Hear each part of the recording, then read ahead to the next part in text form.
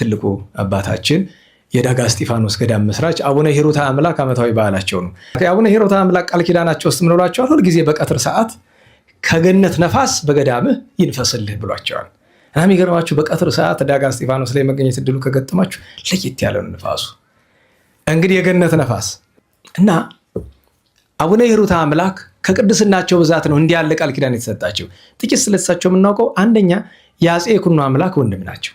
የንጉሠ ነገሥቱ የመጀመሪያው የሸዋ መንግስት የሰለሞናዊ ስርወ መንግስት ከዛግዌ ስርወ መንግስት ከጻድቃን መንግስት በኋላ ያለው ያው የዛግዌ ስርወ መንግስት የጻድቃን መንግስት ነው የሚባል እንድታውቁት ለነዋላችሁ የጻድቃን መንግስት ነው የሚባለው።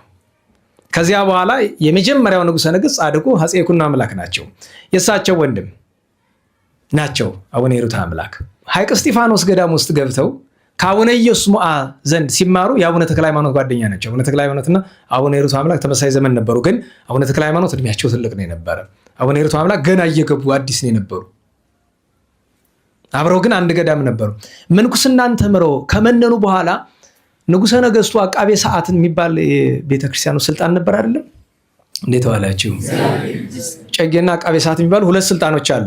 ያኔ ጨጌነቱ ስልጣኑ በልክን የነበረ ዋናው አቃቤ ሰዓቱ ነው መጀመሪያ የነበረ እና አቃቤ ሰዓትነቱን ለአቡነ ኢየሱስ ሞዓ ሲሰጧቸው አይ እኔ ቃል ኪዳን አለብኝ ከዚች ሐይቅ መውጣት አልችልም፣ ነገር ግን ልጅ ልስጥ ብሎ ማንን የሰጧቸው?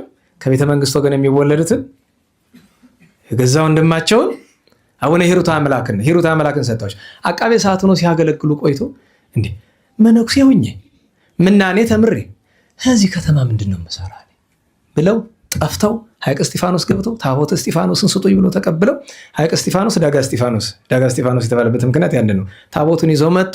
ዳጋ እስጢፋኖስ ገዳም መሰረቱ። ብዙ ገድል አደረጉ።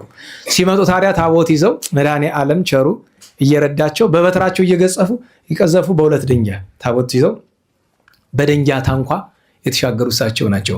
ከሰባቱ ቅዱሳን ከዋክብት የጣና አንዱ እሳቸው ናቸው።